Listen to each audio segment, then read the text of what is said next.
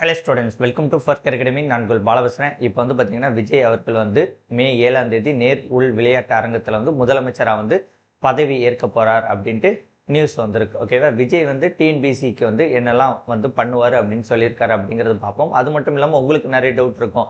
Syllabus வந்து இப்போ உடனே சேஞ்ச் ஆகுமா, group 1, group 2, group D, group 4 எக்ஸாம்லாம் சொன்ன டைமில் வந்து இவங்க நடத்துவாங்களா, அதுக்கப்புறம் வந்து பார்த்தீங்கன்னா புக்ஸ் ஏதாட்டும் வந்து இந்த வரக்கூடிய இந்த ஜூன் மாதத்தில் வந்து சேஞ்ச் ஆகுமா, இவ்வளவு நாள் கரண்ட் அவர்ஸ் வந்து நம்ம பார்த்தீங்கன்னா வேற கவர்மெண்ட்டை பற்றி படிச்சிருப்போம், டிஏபி கவர்மெண்ட்டை பற்றி படிச்சிருப்போம். இப்போ பழைய இதில் கரண்ட் அவர்ஸ்லாம் படிக்கணுமா, அவங்க ஸ்கீம்ஸ்லாம் வந்து படிக்கணுமா அப்படின்ட்டு டவுட் இருக்கும். இது போக வந்து பார்த்தீங்கன்னா வேகன்சி வந்து இப்போ புது கவர்மெண்ட் வருது, எவ்வளோ வேகன்சி வரும் அப்படிங்கிறது மாதிரி உங்களுக்கு நிறைய டவுட்ஸ் இருக்கும். இதெல்லாம் பற்றி நம்ம இந்த வீடியோவில் வந்து டீட்டெயிலாக வந்து பார்ப்போம். ஓகேவா? இப்போ ஃபஸ்ட்டு வந்து பார்த்தீங்கன்னா விஜய் அவர்கள் வந்து 108 தொகுதியில் வின் பண்ணியிருக்காரு. மெஜாரிட்டி அப்படிங்கிறது 118 தொகுதி வந்து தேவை. விஜய் அவர்கள் வந்து 108னா திருச்சி கிழக்க வந்து அவர் ராஜினாமா பண்ணால் அப்போ 107 தான். இன்னும் ஒரு 11 தொகுதிகள் வந்து அவருக்கு தேவை. ஏதாட்டும் ஒரு கூட்டணி கட்சிகள்கிட்ட இருந்து கொஞ்சம் கூட்டணிகள் கட்சிகள்கிட்ட இருந்து வாங்கி அவர் கண்டிப்பாக வந்து முதலமைச்சர் ஆயிடுவார் அப்படின்னு நினைக்கிறேன். ஆனால் 5 வருடம் வந்து ஒரு அரசு வந்து நிம்மதியாக செயல்படணும் அப்படின்னா 118 இருந்தால் தான் நிம்மதியாக செயல்பட முடியும். ஸோ இந்த கூட்டணி கட்சிகள் வந்து குடைச்சல் கொடுக்காம வந்து விஜய் சமாளிச்சுட்டு 5 வருஷம் வந்து ஆட்சியை நடத்துவார் அப்படின்னு நினைக்கிறேன். பார்ப்போம். இதே மாதிரி தான் 2006 வந்து டிஎம்கே ஆட்சி வந்து 96 சீட் வந்து ஜெயிச்சிருந்தாங்க. அதுக்கப்புறம் வந்து கூட்டணி கட்சிகளோட அந்த ஆட்சியை வந்து நடத்தினாங்க சுமூகமா. ஸோ பொறுத்திருந்து பார்ப்போம், ஆட்சி வந்து நல்லபடியாக தான் நடக்கும் அப்படின்ட்டு நம்ம படிக்கிறது. ஓகே, இப்போ விஜய் அவர்கள் வந்து டிஎன்பிசிக்கு வந்து என்னெல்லாம் பண்ணுவார் அப்படின்னு இருக்காரு அப்படிங்கிறத பார்ப்போம். ஃபர்ஸ்ட் வந்து பார்த்தீங்கன்னா உங்களுக்கு ஒரு வருஷத்துக்குள்ள இந்த எக்ஸாம் ப்ராசஸ் எல்லாம் வந்து முடிச்சிருவோம். அது வந்து ரொம்ப டிரான்ஸ்பரண்டாக இருக்கும். அதற்கு வந்து ஒரு சட்டத்தை வந்து இயற்றப்படும் அப்படின்ட்டு சொல்லியிருக்காரு. அதாவது குரூப் 1 இப்போ இருக்குன்னா குரூப் 1 ப்ரிலிம்ஸு, மெயின்ஸு, இன்டர்வியூ, அந்த போஸ்டிங்கில் போய் உட்காந்துருக்கு நமக்கு 1 இயர் வந்து காலகட்டத்தில் முடிப்போம் அப்படின்னு சொல்லியிருக்காரு. அதேமாதிரி தான் குரூப் 2, குரூப் டிஏவாக இருக்கட்டும், குரூப் 4 இருக்கட்டும், எல்லா எக்ஸாமுக்கும் 1 இயர்க்குள்ளே முடிச்சிடணும் அப்படின்னு இருக்காரு. இது ஆல்ரெடி இப்போவே இந்த பேட்டர்னில் தான் முடிஞ்சுக்கிட்டு இருக்கு. எப்போவாது வந்து தவறாகுது. அதுக்கு ஒரு சட்டத்தை ஏற்றுனாங்கன்னா இது எப்போவுமே வந்து கரெக்டாக நடக்கும். அதுக்காண்டி கொண்டு வராங்க. அதே மாதிரி இந்த சட்டம் இதை ஏற்றும் போது உங்களுக்கு வருஷம் ஒரே பேட்டர்னில் வந்து நடக்கும். ஒரே பேட்டர்னில் வந்து குரூப் ஒரு வருஷம் வச்சுக்கோங்களேன். இப்போ உதாரணத்திற்கு இந்த வருஷம் எப்போ நடக்குது, ஜூன் மாதம் குரூப் 1 நோட்டிஃபிகேஷன், ஆகஸ்ட் மாதம் group 2, group A notification, October மாதம் குரூப் 4 நோட்டிஃபிகேஷன் வருதுல, இதே பேட்டர்னில் எவ்ரி இயர் வந்து வருவதற்கான வாய்ப்புகள் இருக்குது இந்த மாதிரி ஒரு சட்டத்தை வந்து ஏற்றும் போது. ஸோ 1 இயரில் முடிப்பேன்னு சொல்லியிருக்காங்க. இது வந்து ஒரு நல்ல விஷயம். அதுக்கு பிறகு வந்து பார்த்தீங்கன்னா எம்ப்ளாய்மெண்ட் ஆஃபீஸில் வந்து நீங்கள் பதிஞ்சு இருந்தீங்கன்னா, ஓகேவா, எம்ப்ளாய்மெண்ட் ஆஃபீஸில் பதிந்து இருக்கக்கூடிய வேலையில்லா பட்டதாரிகளுக்கு வந்து பார்த்தீங்கன்னா டிகிரி முடிச்சிருந்தாங்கன்னா 4000 ரூபாயும், 12th டிப்ளமோ ஐடிஐ இந்த கோர்ஸ் முடிச்சிருந்தவங்களுக்கு வந்து பார்த்தீங்கன்னா 2500 வந்து மாதம் வந்து கொடுக்கப்படும் அப்படின்ட்டு சொல்லியிருக்காங்க. இது வந்து உங்களுக்கு 2 வருடத்திற்கு வந்து கொடுக்கப்படும் அப்படின்ட்டு சொல்லியிருக்காங்க. ஓகேவா? மாதத்துக்கு தான் நினைக்கிறேன், பார்த்துக்கணும் ஒரு நிமிஷம். 4000 ரூபாய் உதவித்தொகை வந்து வழங்கப்படும் 12 மாதம். ஓகேவா? மாதம் வந்து உங்களுக்கு வழங்கப்படும் அப்படின்ட்டு சொல்லியிருக்காங்க. அதற்கு பிறகு வந்து பார்த்தீங்கன்னா தமிழ்நாடு கவர்மெண்ட்ல வந்து நிறைய காலி பணியிடங்கள் இருக்கு, அனைத்தையும் வந்து விரைவாக வந்து நிரப்பப்படும் அப்படின்னு சொல்லியிருக்காரு. காலி பணியிடங்கள் பார்த்தீங்கன்னா கிட்டத்தட்ட 5 லட்சம் காலி பணியிடங்கள் இருக்கு. ஒவ்வொரு வருஷமும் ஒரு 50,000 பேர் கிட்ட கவர்மெண்ட்ல வந்து ரிட்டையர் ஆகுறாங்க. அப்படிங்கிறது பார்த்தீங்கன்னா ஒரு வருஷத்துக்கு ஒரு 60,000 பேருக்கு எடுத்தால் தான் 5 வருஷத்துக்கு ஒரு 3 லட்சம் வேறையாட்டும் ஃபில் பண்ண முடியும். டிஎன்பிசி மட்டும் கிடையாது, போலீஸ் இருக்கு, டீச்சர்ஸ் இருக்காங்க, நிறைய கவர்மெண்ட் இருக்கு. ஸோ இதெல்லாம் வந்து வேகமாக ஃபில் பண்ணாதான் அவர்னால வந்து இதை வந்து ஃபில் பண்ண முடியும். ஸோ பொறுத்திருந்து வந்து பார்ப்போம் எப்படி வந்து இதை வந்து டேக்கிள் பண்ணி வந்து ஃபில் பண்ணுறாங்க அப்படிங்கிறத நம்ம பார்ப்போம். இதற்கு பிறகு வந்து பார்த்தீங்கன்னா ஸ்கூல் புக்ஸுக்கு வந்து என்ன சொல்லியிருக்காருன்னு பார்த்தீங்கன்னா, ஸ்கூல் புக்ஸ் வந்து காம்படிட்டிவ் எக்ஸாமுக்கு ஏற்ற மாதிரியான ஸ்கூல் புக்ஸ் வந்து உருவாக்கப்படும் அப்படின்ட்டு சொல்லியிருக்காரு. அது வந்து இப்போ உடனே உருவாக்க மாட்டாங்க. ஒரு 1 இயர் கழிச்சு அந்த ப்ராசஸில் ஆரம்பித்து ஸ்கூல் புக்ஸ் வந்து ஒரு காம்படிட்டிவ் எக்ஸாமுக்கு ஏற்ற மாதிரியான ஸ்கூல் புக்ஸ் உருவாங்க. அதை வச்சே காம்படிட்டிவ் எக்ஸாம் எழுதுற மாதிரி ஸ்கூல் புக்ஸ் வந்து உருவாக்கப்படும் அப்படின்ட்டு சொல்லியிருக்காங்க. அதே மாதிரி 10,000 மக்கள்கிட்ட வந்து கையெழுத்து வாங்கி ஒரு மனுவை கொடுத்தோம்னா அந்த மனு வந்து அரசு வந்து உடனடி பதில் அளிக்கும் அப்படின்ட்டு 50,000 பேர்கிட்ட கையெழுத்து வாங்கி ஒரு மனுவை கொடுக்குறோம்னா அந்த மனுவுக்கு இருக்குல்ல, அந்த மனு மேலே வந்து சட்டசபையிலே வந்து விவாதம் நடத்தப்படும் அப்படின்ட்டு சொல்லியிருக்காங்க. இப்போ வந்து நமக்கு போன இதிலெல்லாம் வந்து நிறைய பிரச்சனை இருந்துச்சு. வேகன்சியே இல்லை, 4000 வேகன்சி 3000 வேகன்சின்னு இருந்துச்சு. அதை பற்றி பேசினாலும் அதற்கு வந்து ஒன்றும் வந்து நமக்கு பதில் வந்து கிடைக்கல. ஒரு சிலர்லாம் வந்து பார்த்திங்கன்னா கையெழுத்து வாங்கி அந்த மனுலாம் வச்சுருந்தாங்க, அதை கொடுத்தாங்களா கொடுக்கலையா அது என்னாச்சுன்னு தெரில. இனிமேல் வந்து இந்த மாதிரி ஒரு பிரச்சனைகளுக்கெல்லாம் வந்து நம்ம ஒரு மனு வாங்கி கொடுத்தோம்னா அதுக்கு நடவடிக்கை எடுக்கப்படும் சொல்லியிருக்காரு. பொறுத்திருந்து பார்ப்போம். ஓகேவா? ஸோ டிவிகே விஜய் அவர்கள் புதிய சிஎம் ஆகிறாரு. இது ஒரு புதிய சகாப்தம். ஸோ எப்படி அவர் செயல்படுறாரு அப்படிங்கிறத நம்ம இப்போவே வந்து ரொம்ப சொல்ல முடியாது, போக போக தான் செய்ய முடியும். அதே மாதிரி அவருக்கு வந்து பொருளாதார சிக்கல்கள் அது வந்து நிறைய வந்து இருக்கு. ஏன்னா நிறைய சொல்லியிருக்காரு, அதெல்லாம் வந்து செய்யணும். அதை செஞ்சுட்டு இவ்வளவு வேற அரசு வேலைக்கு எப்படி எடுக்கிறாரு அப்படிங்கிறது பார்க்கணும். 200 யூனிட் கரண்டு, பஸ்ஸு லோக்கல் பஸ்ஸுலாம் ஃப்ரீ, அதுக்கப்புறம் 6 சிலிண்டர் 2500 ரூபாய் வந்து கொடுக்கறது. எஜுகேஷனில் இந்த எம்ப்ளாய்மெண்ட் ஆஃபீஸில் பதிஞ்சவங்களுக்கு வந்து பார்த்தீங்கன்னா உங்களுக்கு 4000 ரூபா கொடுக்குறது, 2500 ரூபா கொடுக்கறது. தாய் மாமன் சீரு, அண்ணன் சீரு, தாலிக்கு தங்க திட்டம், இந்த பிறந்த குழந்தைங்களுக்கு மோதிரம், இந்த மாதிரி எக்கனாமிக்கலாக வந்து அவருக்கு நிறைய காசு தேவைப்படுது. அது போக அவர் எப்படி நிறைய எக்ஸாம் நடத்தி நிறைய பேரை வேலைக்கு எடுக்கிறாரு அப்படிங்கிறத நம்ம பொறுத்திருந்து பார்ப்போம். எப்படி நடத்துவார் நம்புவோம், என்ன நடக்குதுன்ட்டு பார்ப்போம்.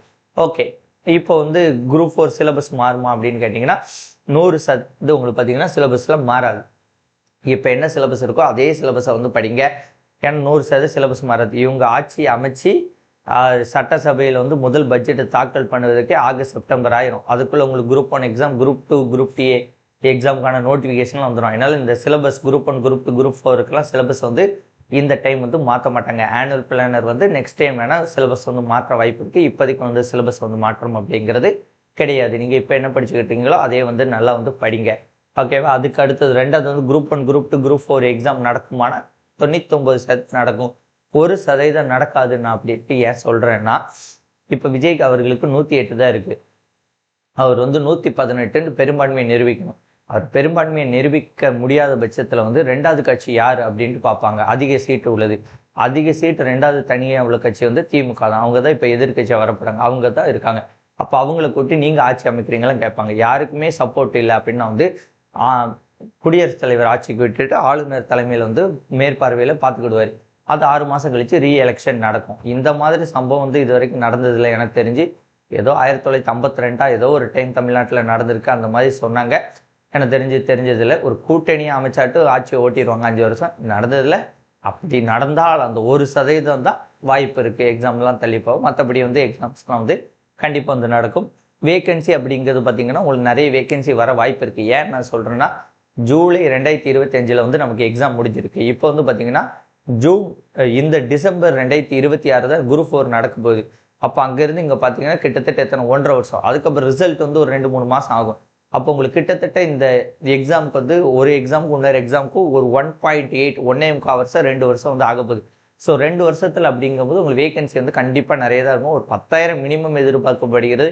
புது கவர்மெண்ட் விஜய் நல்லா செய்கிறாரான்ட்டு பார்ப்போம். நல்லது செஞ்சால் 12,000 13,000 15,000 வேகன்சி கூட வரலாம். ஸோ விஜய் எப்படி செய்கிறாரு அப்படின்ட்டு நம்ம பொறுத்திருந்து பார்ப்போம்.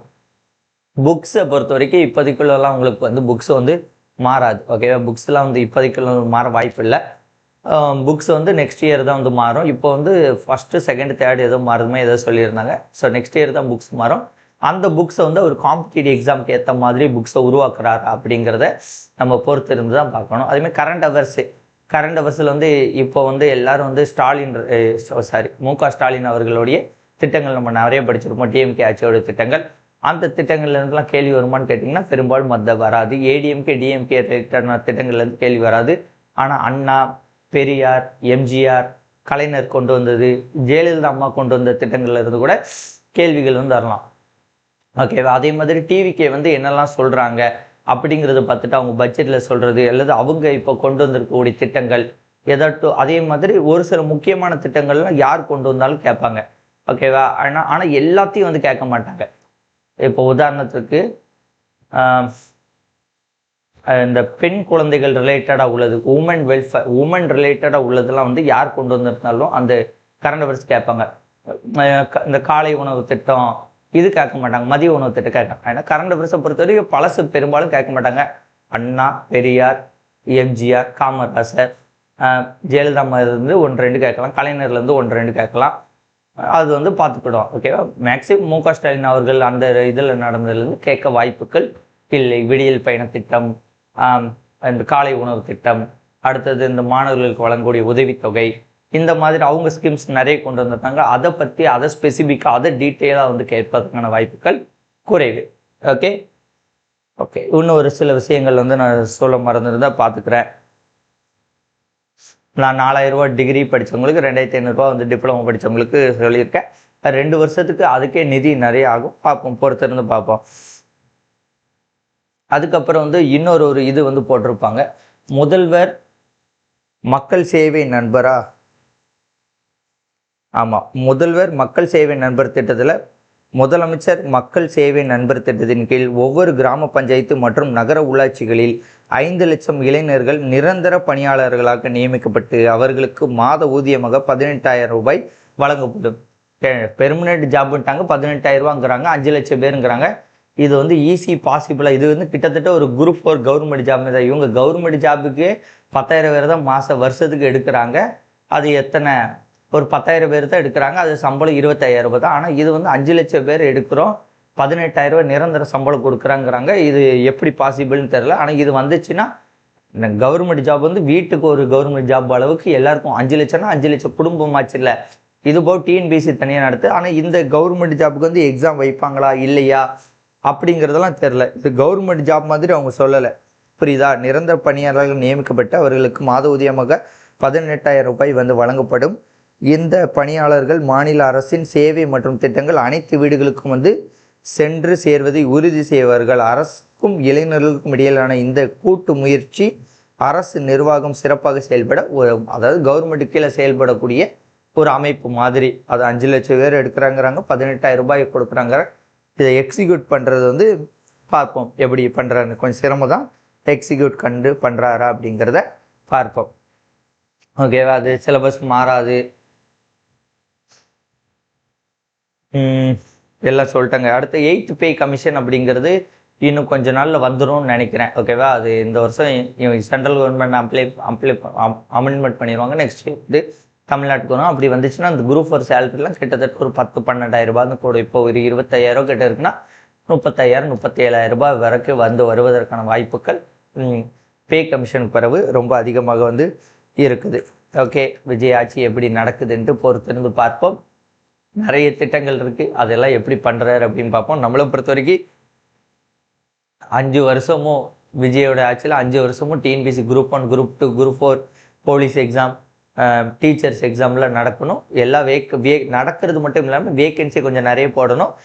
கொஸ்டின் பேப்பரை கரெக்டாக எடுக்கணும். சிலபஸை வந்து ரொம்ப இருக்குது. சரி, இந்த ஒரு எக்ஸாமுக்கு இந்த சிலபஸே இருந்துட்டு போகுது, அடுத்தடுத்த எக்ஸாம்லாம் சிலபஸை கொஞ்சம் கரெக்டாக வைக்கணும். இந்த இப்போ நீங்கள் மனசை தொட்டு சொல்லுங்கள், எத்தனை பேர் வந்து நான் 100% நல்லா படிக்கணும்னு சொல்ல முடியும்? யாருனாலையும் சொல்ல முடியாது. படிக்கிறேன், அவ்வளோதான். நான் படிக்கிறேன், நீ கேளு, நீ கேட்ட கேள்வி நான் படித்ததுலேருந்து வந்தால் நான் சொல்கிறேன். அந்த மாதிரி தான் இருக்குது. அது உங்களுக்கு நிறைய தடவை சொல்லியிருக்கேன். இப்போ பார்த்தீங்கன்னா சொல்லும் பொருளும் லட்சக்கணக்கில் இருக்குது, கலைச்சொற்கள் லட்சக்கணக்கில் இருக்குது, பழமொழிகள் நிறைய இருக்குது, மரபு தொடர் நிறைய இருக்குது, ஓமை தொடர் நிறைய இருக்குது. இந்த ஏரியாவில் இருந்து மட்டுமே கிட்டத்தட்ட 20 to 30 கேள்விகள் வருது. அப்போ 60 to 70 கேள்விகள் தான் நம்ம படிக்கிற மாதிரி இருக்குது. மீதி வந்து 30 to 40 கேள்விகள் மனப்பாடம் பண்ணுற மாதிரி தான் தமிழ்லேயே இருக்குது. மேக்ஸ் வந்து பார்த்தீங்கன்னா ஸ்கூல் புக்ஸ் பேஸ்டே நிறைய கேள்விகள் கேட்கலாம், இல்லையா? மேக்ஸ் கூட கொஞ்சம் டஃபாக கேட்கலாம். ஜிஎஸ் வந்து பார்த்தீங்கன்னா ஸ்கூல் புக்ஸில் உள்ள பாடங்களே 150 பாடங்கள் வந்து இருக்குது. அந்த 150 பாடத்தையே ஒரு ஆள் படித்து ரிவிஷன் பண்ணி எழுதுறது கஷ்டம். இதில் அவுட் சோர்ஸில் இருந்தெல்லாம் கேட்டுக்கிட்டு குரூப் 4க்குன்னா அந்த குரூப் 4 என்னத்துக்கு 10ஆம் வகுப்பு தரம், அப்போ அதுக்கு ஏற்றாப்புல வந்து கேள்வி கேட்கணும். அதெல்லாம் வந்து அரசாங்கம் தான் வந்து எடுத்து கேள்வி கேட்கணும். ஓகேவா? குரூப் 2, குரூப் டி, குரூப் 1 கூட ஓகே, எப்படின்னாலும் கேளுங்க. குரூப் 4 லெவலுக்கு கொஸ்டின் பேப்பர் கேட்கணும், அதுக்கு ஏற்றாப்புல சிலபஸ் இருக்கணும். அதற்கு சிலபஸ் இதே சிலபஸ் வச்சு கொஸ்டின் பேப்பர் வந்து கரெக்டான கொஸ்டின் பேப்பர் இருக்கணும்ட்டு இது பண்ணுது. சரி, ஓகே, பார்ப்போம் ஆட்சி எப்படி போகுது, எல்லாம் எப்படி நடக்குதுன்னு பார்ப்போம். அதேமாதிரி விஜய் கட்சியில் இப்போ உள்ளவர்கள் வந்து பார்த்தீங்கன்னா நம்ம வந்து கேள்வி கேட்குற மாதிரி தான் இருக்குது. ஒரு சாமானிய ஆட்களாக தான் இருக்காங்க. ஒரு எம்எல்ஏனா அவர்கிட்டயே போக முடியாத அளவுக்கு நமக்கு பயம் இல்லை, போய் கேட்குற மாதிரி தான் இருக்குது. ஸோ அவங்க ஆட்சி வந்தால் நம்மளால போய் கேட்க முடியுதா, விஜயை ரீச் பண்ண முடியுமாங்கிறது தெரில. ஆனால் ஒரு எம்எல்ஏ ரீச் பண்ணுறது, இப்போ டிஎன்பிஎஸ்சிக்குன்னு ஒரு எம்எல்ஏ இருப்பார், ஓகேவா? மேக்சிமம் நிதித்துறையாக தான் இருப்பார். ஓகே, நிதி அமைச்சர் தான் வந்து இருப்பார். நிதி அமைச்சர் இருக்கா, அவரை நம்ம வந்து ஆக்சஸபிள் பண்ண முடியுமா? இல்லைன்னா நம்ம மாவட்டத்தில் உள்ள ஒரு எம்எல்ஏவை ஆக்சஸ் பண்ணி எப்பா டிஎன்பிஎஸ்சியில் இவ்வளோ பிரச்சனை இருக்குன்ட்டு அதை நிதி அமைச்சர்கிட்ட சொல்லி விஜய் கிட்ட போய் சேருதா, விஜய் அதை சரி பண்ணுறாராங்கிறதெல்லாம் பொறுத்திருந்து பார்ப்போம். நல்லதே நடக்கும். வெற்றி நிச்சயம். நன்றி, வணக்கம், பாய்.